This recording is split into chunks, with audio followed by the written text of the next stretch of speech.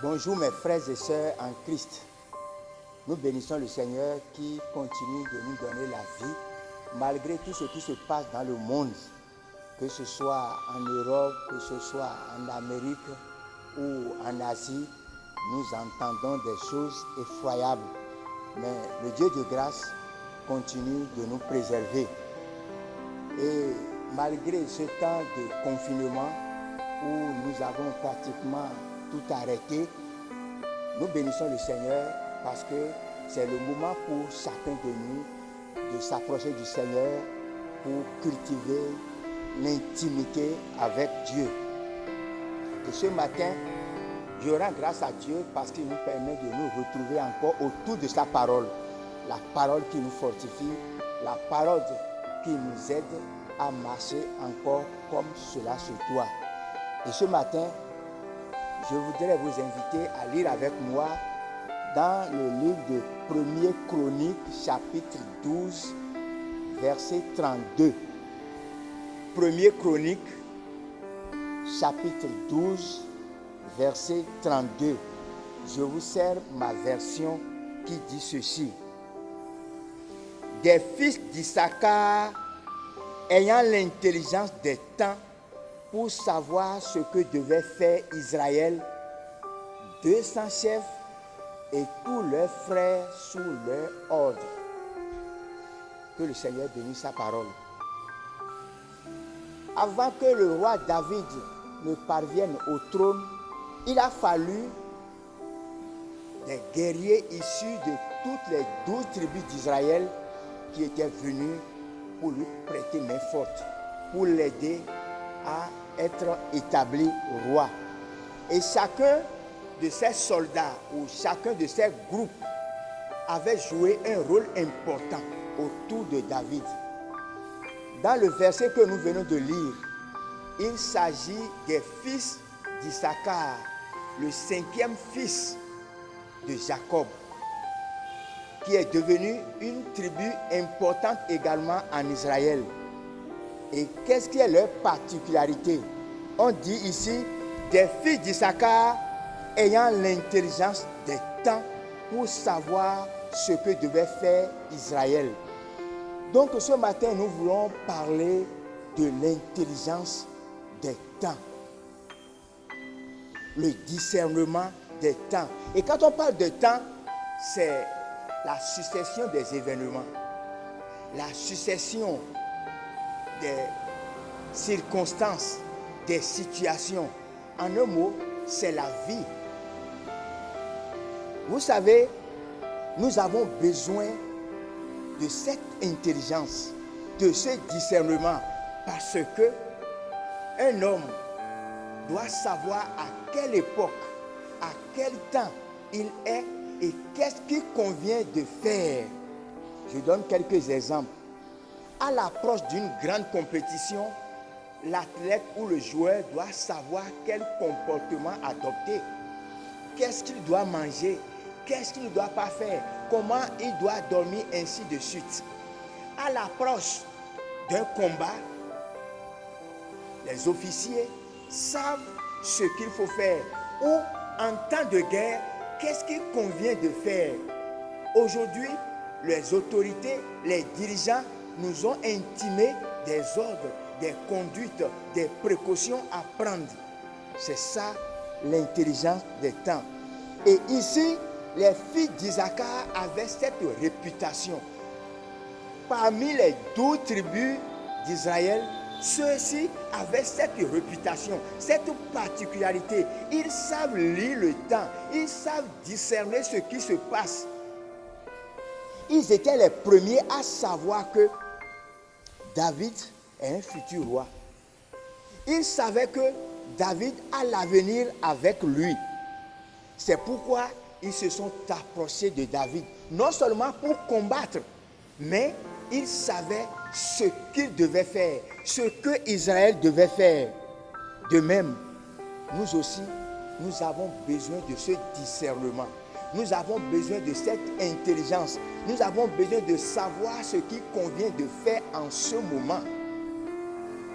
Vous savez, à l'approche de l'harmattan, il y a les genres d'habillement qu'il faut prévoir. Ce n'est pas le même qu'à l'approche du temps de température, de chaleur que nous vivons maintenant. Donc, nous avons besoin également de savoir à quel temps nous sommes. Qu'est-ce qui se passe maintenant et qu'est-ce que nous devons faire? C'est une grâce de savoir lire le temps. C'est une grâce de savoir discerner ce qui se passe. C'est une grâce de savoir ce qui convient de faire. Et les fils d'Issachar, eux, ils savaient su que bientôt David montera au trône. Ils savaient que bientôt David sera établi roi. Et ils savaient ce qu'il fallait faire autour de lui. Quant à ce qui nous concerne, très bientôt Jésus va revenir. Très bientôt Jésus sera le roi établi, non sur Israël seul, mais sur le monde entier. Est-ce que toi et moi, nous savons ce qui convient d'être fait? Quel comportement? Qu'est-ce que nous devons faire? Comment nous devons agir? Nous devons savoir comment et quand agir. Comment et quand faire quelque chose. Cela est important. Pour toi et pour moi, aujourd'hui, le monde s'alarme. Il y a beaucoup de choses qui se disent. Mais on ne sait pas au juste ce qui convient de faire. Mais les fils d'Issachar, en ce temps, autour de David, eux, ils savaient ce que Israël devait faire pour accompagner le futur roi à être établi. Toi et moi, en ce moment, nous devons savoir ce qui se passe. Parce que le Seigneur nous avait déjà averti. Les signes qui devraient annoncer le retour de Jésus se réalisent au jour le jour. Mais plusieurs n'ont pas cette intelligence, n'ont pas ce discernement. Ils ne savent pas ce qui convient d'être fait. Mais les fils d'Issachar, eux, ils savaient. Et ils ont joué leur rôle. Et effectivement, David est parvenu au trône. Toi et moi, nous avons quelque chose à faire en ce moment. Parce que nous devons discerner le temps. Et le discernement de temps, c'est de savoir que le retour de Jésus est à la porte. Jésus revient et il revient très bientôt.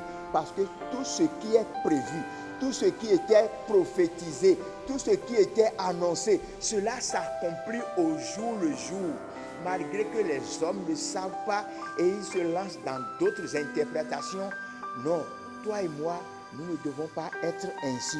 Qu'est-ce que nous devons faire? Je t'invite également à lire avec moi dans le livre de Ésaïe, chapitre 33, verset 6. Ésaïe 33, verset 6 qui nous dit: tes jours seront en sécurité. La sagesse et l'intelligence sont une source de salut.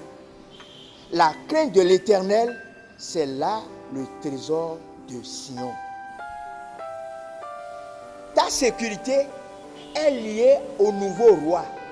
Ta sécurité est liée à celui-là qui vient, Jésus-Christ, qui bientôt va parvenir au trône, sera établi pour régner sur le monde. Ta sécurité, ma sécurité, notre sécurité, la sécurité de l'univers est liée à celui-là.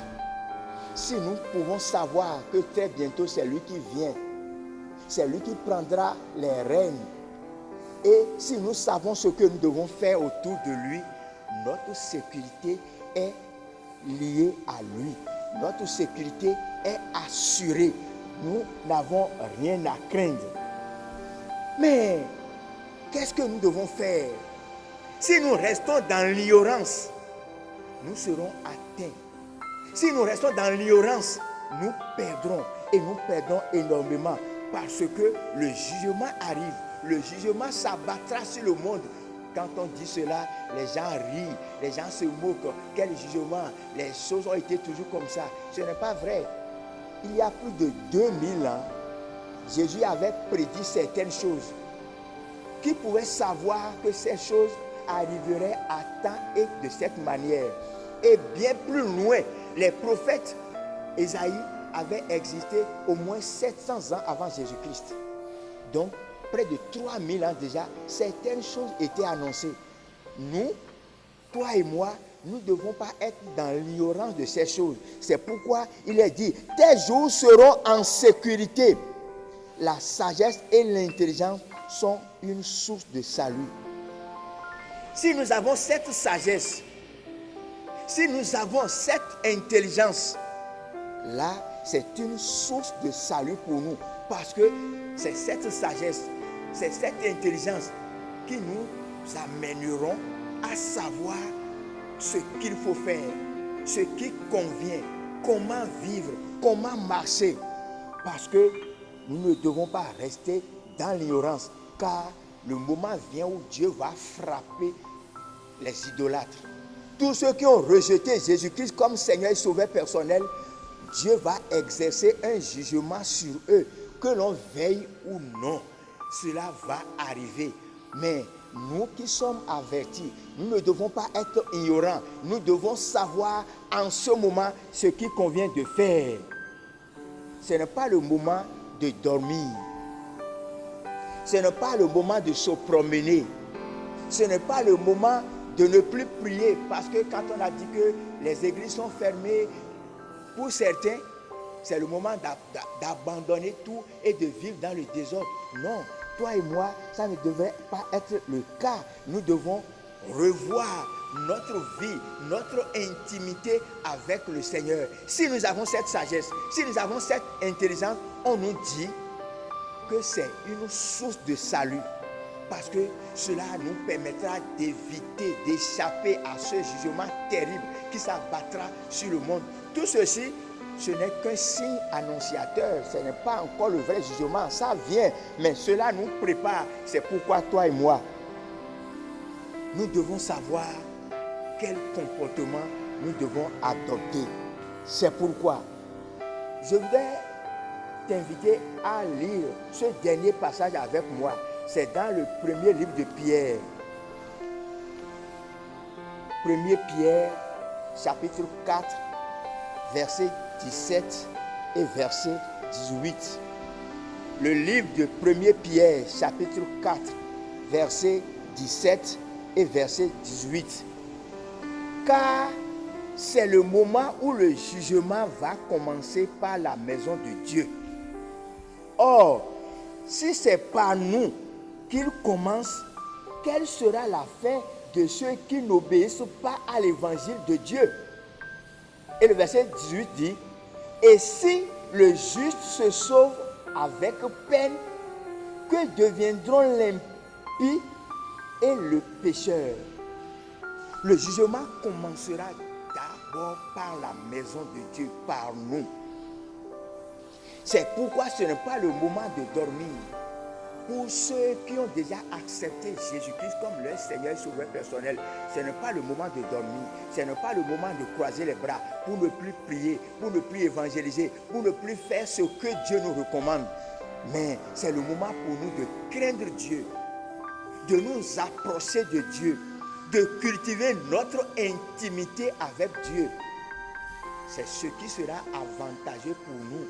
Parce qu'on dit, si le juste se sauve avec peine, c'est qu'est-ce que cela veut dire? Nous qui sommes chrétiens, nous qui croyons en Jésus-Christ, ce n'est pas en vivant dans le désordre que nous serons épargnés, que nous échapperons. C'est avec force. C'est pourquoi, puisque le monde nous attire, le monde fait tout pour nous dévier, pour nous dérouter, pour nous conduire dans le décor. Mais c'est à nous de résister. C'est avec cette peine, c'est avec cette lutte que nous pouvons tenir ferme. Mais s'il en est ainsi, qu'en sera-t-il de l'impie et du pécheur? Ceux qui rejettent Jésus, ceux qui ne veulent pas croire en lui, ceux qui veulent vivre dans le péché, ceux qui disent que rien n'arrivera. Ah, qu'est-ce qui va se passer? C'est pourquoi toi et moi, nous devons prendre toutes nos précautions pour échapper à ce jugement, pour ne pas nous lancer dans le désordre, dans la vie de je m'en fous. Parce que si quelqu'un choisit le chemin de je m'en fous, il se retrouvera dans le pays de si je savais. Mais ce serait trop tard quand ce jugement s'abattra sur le monde. Mais toi et moi, parce que c'est avec peine que le juste va se sauver, nous avons besoin de solliciter l'aide de Dieu. Nous avons besoin de solliciter le secours de l'Éternel qui, par sa grâce, dans sa fidélité, nous fera miséricorde pour nous soutenir, pour nous accompagner. Parce que aucune richesse ne pourra nous sauver. Aucune intelligence ne pourra nous sauver. Il y a des gens aujourd'hui qui étudient beaucoup. C'est très bien et c'est normal. Mais ce n'est pas cette éducation, cette connaissance qui pourra les sauver. Les gens se battent pour avoir beaucoup d'argent, pour amasser beaucoup de richesses. Ce ne sont pas les richesses qui pourront nous sauver. Mais qu'est-ce qui peut nous sauver? Nous allons revenir dans Ésaïe 33, verset 15, 16 et après finir par le verset 17 pour finir. Ésaïe 33, verset 15, 16 nous dit: celui qui marche dans la justice et qui parle selon la droiture, qui méprise un gain acquis avec extorsion, qui secoue les mains pour ne pas accepter un présent, oui, qui ferme l'oreille pour ne pas entendre des propos sanguinaires, et qui se bande les yeux pour ne pas voir le mal. Le verset 16, celui-là habitera dans les lieux élevés. Des rochers fortifiés seront sa retraite. Du pain lui sera donné, de l'eau lui sera assurée. Celui qui marche dans la droiture, dans la justice, qui ne veut pas la corruption, le vol, pour ne pas voir le mal. Aujourd'hui, la pornographie, des choses comme ça, sur toutes les scènes de télévision, toutes les danses, c'est à la hanche, c'est le déhanchement, des choses comme ça. Non, c'est ceux-là qui vont éviter ces choses, qui vont abandonner, fuir ces choses. C'est à eux que le pain sera donné. C'est à eux que l'eau sera donnée. C'est eux qui auront la paix. Ça veut dire, Dieu nous invite à la repentance. Ce n'est pas l'accumulation ou l'acquisition de grandes richesses, de grandes connaissances, de grandes positions qui vont nous sauver. Mais seule la repentance. Nous devons revenir aujourd'hui, parcourir beaucoup de filles et un prestige. Non, nous devons abandonner cela. Aujourd'hui, dans un service, un peu partout, c'est le vol. Il faut estorquer, il faut piller, il faut la corruption. Non, nous devons abandonner cela. Nous ne devons plus entendre des propos sanguinaires, ce qui va amener la violence. Nous devons éviter ces choses. Si nous pouvons respecter ces choses, marcher dans la droiture, selon la parole de Dieu, c'est nous qui hériterons le royaume des cieux. Le royaume que Jésus va amener, ce royaume de paix, ce royaume de tranquillité, ce royaume de joie, où il n'y aura pas de pleurs, où il n'y aura pas de grincement de dents, où il n'y aura pas de maladie, où il n'y aura pas de souffrance. C'est nous qui allons habiter ce royaume-là. Si jusqu'aujourd'hui, à l'heure où nous parlons, si tu n'as pas encore reçu Jésus-Christ comme ton Seigneur et Sauveur personnel, c'est le moment de le faire. C'est encore le moment de la grâce. La porte est encore ouverte. Il y a encore possibilité de le faire. Viens à lui. Demande-lui pardon pour tes péchés. Parce qu'il a déjà payé le prix sur la croix. C'est pourquoi, au verset 17, il est dit: tes yeux verront le roi dans sa magnificence. Ils contempleront le pays dans toute son étendue. Jésus va revenir. Il va revenir en gloire avec les saints anges. Et tu le verras dans sa magnificence. Qu'en sera-t-il de toi en ce jour? Si tu l'as rejeté, il te rejettera aussi. Mais si tu l'as accepté et si tu as vécu dans la droiture, selon sa parole, dans la crainte, loin du péché, tu habiteras ce beau pays.